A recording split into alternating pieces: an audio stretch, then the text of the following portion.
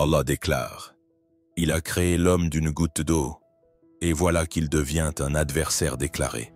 Pourtant, il est celui qui connaît ce qui précède et ce qui suit l'homme. En vérité, Allah sait parfaitement ce qui se trouve dans les cœurs.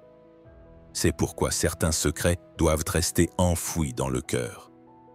Car chaque parole ne trouve pas sa place, chaque cœur n'a pas la force de les porter. Allah connaît tout ce que tu caches au plus profond de ton cœur. Avant même que les mots ne quittent tes lèvres, avant qu'ils ne se transforment en larmes, il sait ce qui n'est qu'une douleur silencieuse en toi. Ne sais-tu pas qu'Allah connaît tout ce qui est dans les cieux et sur la terre? 3 personnes ne murmurent pas en secret sans qu'il soit leur 4e. 5 ne se réunissent pas sans qu'il soit leur 6e. Qu'ils soient moins ou plus, ou qu'ils soient, il est avec eux. C'est précisément pour cela qu'Allah t'enseigne de ne confier certaines choses qu'à lui seul. Car les hommes ne savent pas, ne comprennent pas, interprètent mal. Mais ton Seigneur sait, entend et offre la réponse la plus juste. Tous les cœurs ne peuvent porter un dépôt sacré. Tous les secrets n'élèvent pas leur gardien. Écoute bien maintenant. Allah t'a murmuré certains mots, à toi seul. Ces secrets, tu dois les cacher, même à ton conjoint, à ta famille, à tes enfants. Car ils sont là pour alléger ton épreuve, mûrir ta patience et t'élever au rang le plus noble au moment parfait. Aujourd'hui, je révèle les 5 grands secrets qu'Allah t'a confiés. Si tu en manques ne serait-ce qu'un, tu risques de perdre la plus grande opportunité de ton destin. 1. Ne révèle pas tes rêves et tes objectifs à tous. Sache que si Allah a placé des rêves et des objectifs dans ton cœur, ils ne sont pas assez ordinaires pour être dévoilés à tous. Chaque âme n'a pas la maturité ni la pureté d'intention pour comprendre les grandes aspirations que tu portes. Chaque cœur ne peut supporter la grandeur de tes rêves. Chaque esprit ne peut saisir l'ampleur de tes ambitions. Parfois, Allah sème un rêve dans ton cœur et t'invite à le faire mûrir avec patience. Car un rêve révélé trop tôt est comme un fruit cueilli avant maturité. Il reste imparfait et se gâte. Rappelle-toi, chaque parole peut hâter ou retarder ton destin. En partageant un rêve trop tôt, ceux qui ne te comprennent pas sèment des graines de doute dans ton cœur. Tu ne peux pas, c'est impossible. Ces mots ébranlent ta foi. Pourtant, quand Allah t'a donné ce rêve, il ne t'a pas demandé de le partager mais de le fortifier par la prière. Avant de réaliser un rêve, tu dois le protéger, comme une graine qui croît sous la terre, à l'abri des regards, nourrie par la miséricorde divine. Tes prières secrètes, ta patience silencieuse, tes sacrifices discrets doivent te le fortifier. Le Coran dit « Que vous cachiez ce qui est en vous ou que vous le révéliez, Allah le sait ». Ton intention, ton espoir, ta prière sont déjà connus d'Allah. Ta tâche n'est pas de les diminuer en les dévoilant trop tôt, mais de les renforcer dans l'intimité de sa présence. Parle de tes rêves dans tes prosternations. Confie tes plans à Allah en ouvrant tes mains en prière. Car il prépare pour toi le moment idéal et le chemin le plus juste. Les hommes, eux, ne comprennent souvent pas ton effort. Ils t'entravent, te jugent, te rabaissent. Un secret révélé trop tôt épuise son porteur et alourdit son épreuve. Garde tes grands objectifs cachés jusqu'à ce que leur heure vienne, car certains rêves ne grandissent qu'avec la patience et ne se réalisent qu'avec la prière. Allah t'écoute. Apprends à attendre avec foi. 2. Ne raconte pas tes douleurs et tes épreuves à tous. L'homme est fragile, son cœur vulnérable, son âme vite lassée. Mais sache qu'Allah éprouve parfois ses serviteurs par des difficultés pour les affiner et les mûrir dans la patience. Ce monde est un lieu d'épreuve. Chaque épreuve a son temps, chaque douleur sa sagesse. Ton devoir n'est pas de porter tes afflictions à chaque cœur, mais de rester patient et silencieux devant ton Seigneur. Car tous les cœurs ne peuvent porter ton fardeau. Tous ceux que tu appelles amis ne sont pas sincères, Certains écoutent ta douleur mais te méprisent en secret. D'autres la colportent. D'autres encore minimisent ton épreuve au lieu de te consoler. Le Coran nous enseigne, Allah n'impose à aucune âme une charge qu'elle ne peut supporter.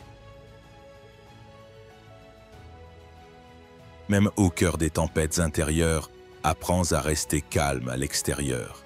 La véritable patience est de retenir ta langue lorsque la douleur est vive, de t'abstenir de te plaindre, de t'en remettre à Allah sans révolte. Allah aime les patients et est avec eux. La patience n'est pas seulement attendre, c'est protéger ton cœur et ta langue des plaintes. En racontant chaque épreuve, tu n'allèges pas ton fardeau, tu l'alourdis. Chaque douleur partagée ravive la blessure, chaque mot la fait renaître. Confier tes maux aux hommes meurtrit ton âme. Mais les larmes versées devant Allah purifient le cœur, allègent le poids. Le Coran dit « Que vous cachiez ou révéliez ce qui est en vous, Allah le sait. » Pourquoi te fatiguer à te confier aux hommes alors qu'Allah connaît déjà ton cœur? Tourne-toi vers lui, implore-le, car lui seul te comprend, t'écoute, t'accueille. À force de parler de tes épreuves, tu t'épuises, et ceux qui t'écoutent se lassent. Même ceux qui te consolent finissent par s'éloigner, car nul n'a la patience de porter longtemps le fardeau d'un autre. Confie tes peines à celui qui en est le remède, Allah. En les répétant aux hommes, tu ravives la douleur dans ton esprit. Mais en te taisant et en les offrant dans tes prosternations, tu reçois une paix qu'aucun mot humain ne peut offrir. Allah dit, annonce la bonne nouvelle aux patients. Réfléchis. Au plus fort de la nuit, l'aube naît. Quand tu te sens noyé dans l'obscurité, tu es au plus près de ton Seigneur. Lève les mains, verse tes larmes dans la prosternation, non devant les hommes. Chaque larme devant Allah est précieuse. Chaque douleur portée avec patience devient une miséricorde. Chaque épreuve a un sens. Elle efface un péché, exauce une prière ou t'élève à un rang supérieur. Mais pour cela patiente, enfouis ta douleur dans ton cœur, tourne-toi vers Allah. Une peine révélée trop tôt blesse le cœur. Une peine confiée à Allah y laisse la paix. Si tu sais attendre en silence, Allah t'ouvrira une porte inattendue. Une douleur confiée dans la prosternation deviendra un jour une joie. Car Allah ne déçoit jamais les patients. Porte tes fardeaux les plus lourds devant lui seul. Lui seul te comprend, t'entend et te répond avec sa miséricorde. Patiente, tais-toi, confie-toi à Allah. Les plus belles solutions viennent à ceux qui savent t'attendre avec foi. 3. Ne parle pas de tes gains et de ta subsistance à tous. Quoi que l'homme gagne, il ne doit jamais oublier que le véritable pourvoyeur est Allah. Chaque bienfait est une grâce d'Allah, chaque gain une épreuve. Que nul ne pense obtenir sa subsistance par sa seule force ou intelligence. Le Coran dit « Allah accorde la subsistance abondante à qui il veut et la mesure à qui il veut. Il est celui qui sait tout. » C'est pourquoi révéler sans cesse ce que tu gagnes, d'où tu le tires, ou ce que tu possèdes t'expose à une épreuve inutile et au fardeau des regards et des paroles. Chaque gain dévoilé suscite la jalousie ou les mauvaises intentions. Tous n'apprécient pas ta prospérité. Certains t'en viennent en secret, d'autres espèrent profiter de toi. Un cœur qui parle sans cesse de ses gains oublie que leur source est Allah. Il cesse de rendre grâce et commence à se vanter. Or, la richesse et les biens ne grandissent pas leur possesseur. Ils alourdissent son épreuve. Un gain licite, discret, vaut mieux que des biens exposés, car tout ce qui est montré attire les regards, et les regards portent le mauvais œil. Allah dit, 10. Mon Seigneur accorde ou restreint la subsistance à qui il veut, mais la plupart des hommes ne savent pas. À cause de ces ignorants, en dévoilant tes biens, tu troubles ta paix et attires l'insatisfaction sur tes gains. Parfois, tu te laisses aller à l'ostentation, comparant ta subsistance à celle des autres, ce qui obscurcit ton cœur et diminue ta gratitude. Qu'il soit modeste ou abondant, vanter ton gain n'en réduit la valeur. La vraie richesse est un cœur satisfait. Garde tes biens et tes bénédictions pour rendre grâce à Allah, non pour les exhiber. La gratitude est un secret du cœur, non des lèvres. Allah peut t'éprouver par la disette comme par l'abondance. Ce dont tu te vantes aujourd'hui peut devenir ton épreuve demain. Ne te glorifie pas de tes gains. Sache que celui qui donne peut reprendre. Augmente ta gratitude, dissimule tes gains, multiplie les aumônes. Ce que tu possèdes est un dépôt. Cacher ta subsistance préserve la paix de ton cœur et accroît la bénédiction de tes biens, que nul ne sache ce que tu gagnes. Sache qu'Allah te suffit. La véritable paix ne vient pas de l'admiration des hommes, mais de la satisfaction d'Allah. Tais-toi, dissimule, rends grâce. Utilise ta subsistance pour Allah, non pour t'en vanter. Car un gain partagé se bénit, un gain exhibé s'amenuise. 4. Ne révèle pas l'intimité de ton mariage et de ta famille à tous. Le mariage est l'un des liens les plus sacrés qu'Allah offre à l'homme. Sa paix repose sur les secrets gardés en son sein. Dévoiler les affaires familiales trouble l'harmonie, refroidit les cœurs, sème les rancunes. Allah a fait du foyer un refuge, une porte vers la paix. La clé de ce refuge est la discrétion. Partagez les moments, qu'ils soient doux ou difficiles, les disputes ou les joies intimes, avec l'extérieur, c'est fragiliser ce lien sacré. Car tous ne t'écoutent pas avec justice ni ne te comprennent. Certains envient, d'autres sèment de la discorde, d'autres encore te guident mal par ignorance. Le Coran dit « Entrez dans vos maisons en disant paix ». C'est une bénédiction d'Allah. La paix du foyer repose sur les secrets non dévoilés. Confier tes problèmes conjugaux à des amis ou à la famille n'apporte pas de solution, mais aggrave les tensions. Les gens parlent, n'oublie pas, même si toi et ton conjoint vous réconciliez. Ceux à qui tu t'es confié te rappelleront sans cesse ces différends. Pour préserver l'amour et le respect dans ton couple, ferme la porte de ton foyer aux regards extérieurs. Confie tes soucis à Allah, non aux hommes. Cherche des solutions dans la prosternation. Car lui seul unit les cœurs et apaise les âmes. Les familles les plus solides sont celles qui gardent leurs secrets. Parler diminue, cacher grandit. Ton foyer doit rester pur comme ton cœur, à l'abri des regards. Résous les épreuves de ton couple sans les exposer. C'est là que commence la véritable paix. 5. Ne confesse pas tes péchés et tes fautes à tous. L'âme humaine succombe parfois à l'illusion de révéler ses péchés, même par regret, pensant ainsi se purifier.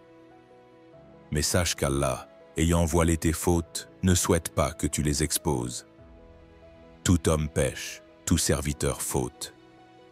La vertu est de dissimuler ton péché et d'implorer le pardon d'Allah. Car il est pardonneur, celui qui voile. Le Coran dit « Allah aime ceux qui se repentent et ceux qui se purifient. Dès que tu commets une faute, repens-toi. Confesse ton regret dans la prosternation, mais ne la livre pas à la langue des autres. Tous les cœurs ne te comprennent pas. Tous ne t'offrent pas la miséricorde que tu mérites. Certains te jugeront, d'autres te mépriseront, d'autres encore utiliseront tes fautes contre toi. Allah est le meilleur des voiles. Il t'enseigne de couvrir ton péché et de te repentir. En cherchant à te justifier par des aveux publics, tu ramènes, sans le vouloir, le poids de ce péché dans ton cœur. Parler sans cesse de tes fautes les garde vivantes dans ton âme. Le repentir sincère est un regret qui efface le péché. Confesser une faute aux hommes, c'est la raviver, c'est alourdir. Mais en te tournant vers Allah avec un cœur sincère, tu trouves son pardon prêt à t'envelopper. Un hadith du prophète dit « Tous les membres de ma communauté seront pardonnés, sauf ceux qui divulguent leurs péchés. Comprends ceci. Allah est prêt à pardonner, mais révéler tes fautes complique ce pardon. Tant que tu tais ton péché, Allah le couvre, mais en le divulguant, il devient une ombre sur ton cœur. Le vrai regret n'est pas de proclamer sa faute, mais de demander pardon à Allah et de s'engager à ne plus y revenir. Purifie ta langue de tes erreurs passées pour que ton cœur s'éclaire. Confesse tes péchés à Allah seul, car lui seul pardonne, pas les hommes. Quel que soit ton passé, la porte d'Allah reste ouverte. Ne te livre pas au jugement des hommes alors qu'il attend de t'accueillir. Plus tu caches ton péché et te tournes vers lui, plus il t'élève. Ne parle pas de tes fautes, ni par fierté ni par regret. Ouvre-toi à Allah, purifie ton cœur par un repentir sincère, car il aime ceux qui se repentent et leur offre une page nouvelle. Saisis cette chance et avance sans regarder en arrière. C'est là la véritable purification.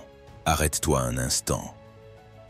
Respire et demande-toi, as-tu reconnu une part de toi dans ces paroles?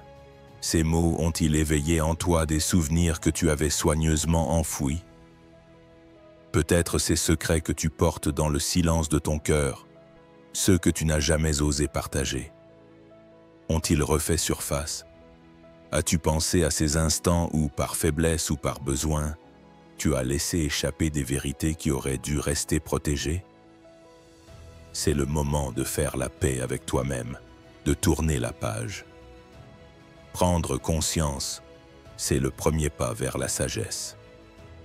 Si tu ressens cette lucidité, si tu comprends aujourd'hui la valeur de ce silence, alors partage ce que tu ressens dans les commentaires. Une seule phrase de toi peut être la lumière qu'un autre cherche dans l'obscurité. Si ces paroles résonnent en toi, si elles t'aident à voir plus clair, soutiens ce message. Abonne-toi, laisse un like et deviens un messager de paix. Un geste simple peut toucher une âme. Une simple intention peut transformer une vie.